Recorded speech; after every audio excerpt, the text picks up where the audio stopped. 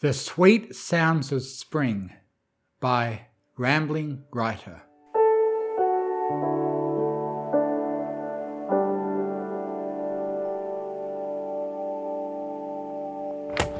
Fluttershy threw open her front door and breathed in deeply. The magnificent scents of spring swirled around her, creating an intoxicating bouquet. The sun shone down, warming the earth with its rays. It was the loveliest season of them all for a reason. But spring meant duties, and so she was soon off to the bird feeding tray, a bulging bag slung over her withers. Her ears twitched this way and that, taking in all of that wonderful, melodious birdsong from every direction as those birds relished in the warm weather. In fact, just above her, a chickadee was singing in the hopes of attracting a mate.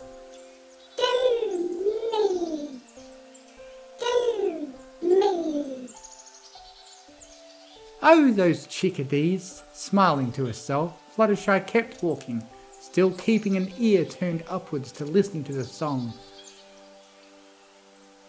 Do me! Hey, shake that tail my way, baby! Fluttershy looked up. A female had landed right next to the male, apparently interested, satisfied with his progress. The male propositioned her with the classic phrase of chickadees everywhere. Hey, sugar beak, wanna doink? The female examined him, cocking her head back and forth in that hyperactive manner of chickadees everywhere. Emboldened, the male puffed out his chest feathers. Come on, sweetie patootie. He chirped. Check out my feathers, I'm the comfy shit. We can make so many babies. So many that one or two might even make it to winter. Come on, let's build a nest and get right to smashing. For a second, the female looked like his eloquent, heartfelt soliloquy might sway her. But then across the field came another song.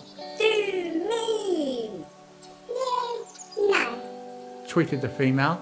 I like that guy's song better. Becky's chest, super shiny. And she flew off. Babe! Chirped the male in surprise.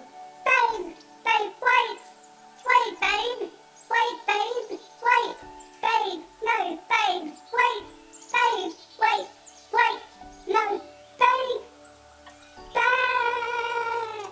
Shaking her head at the plaintive cries of the mournful virgin, Fluttershy continued onward.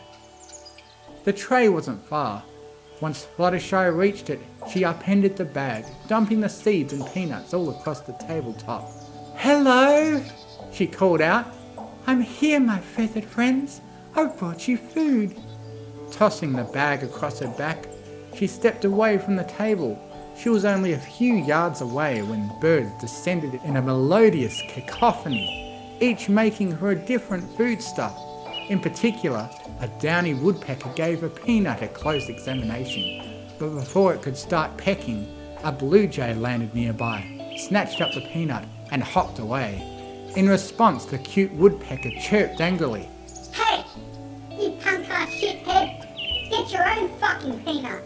She gave that one to me! My peanut! Called the jay.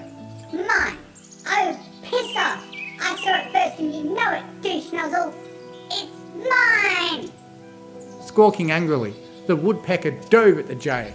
They tussled for a moment, chirping angrily at each other, as their wings beat and their claws swished. But the woodpecker emerged victorious, flying away with the peanut in his beak. He landed on a branch and started pecking at it. The jay landed a foot away, but the woodpecker squawked. I can punch holes in trees with my goddamn nose! You feather-headed son of a bitch! You want to see what I can do to your face? Didn't think so. Fly on home, you fruity excuse for a crow. Rude! Trilled the jay. Fluttershy walked away, tisking.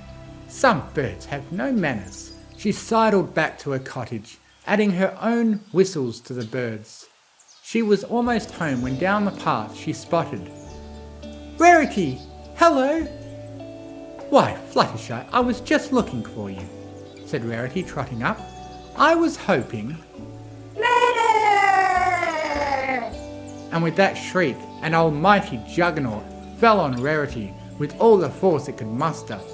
Rarity raved a hoof at the robin attacking her coif. "Darling," she said in a record-settingly flat tone, "could you be a dear and tell this bird that I'm—" Fluttershy quickly nudged Rarity aside. The robin retreated, squawking inquisitorial invectives at them. "You're standing under his nest," she said, pointing. "Robins are very protective of their young." "That's very nice," Rarity half growled, still messing with her mane, "but can you tell him to back off? I'd like to avoid a repeat on my way back." "On it." Up she went. The second she rose to nest level, the robin was squeaking at her.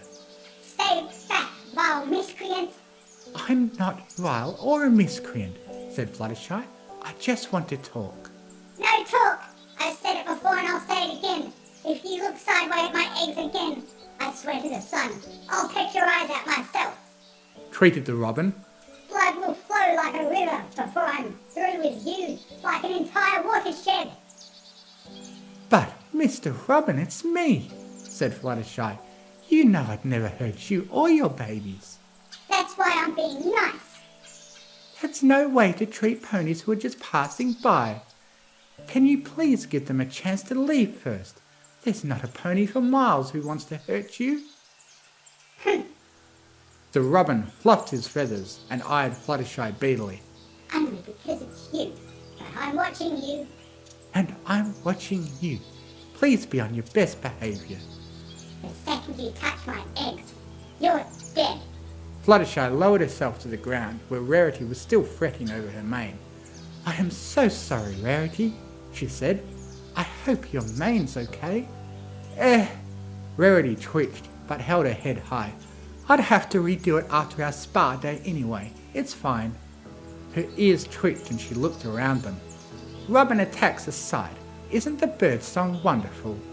Fluttershy cocked an ear, listening to birds trying to get in bed with each other, listening to foes fight to the death over food, listening to mothers colourfully wish a painful demise upon those who get too close to their eggs.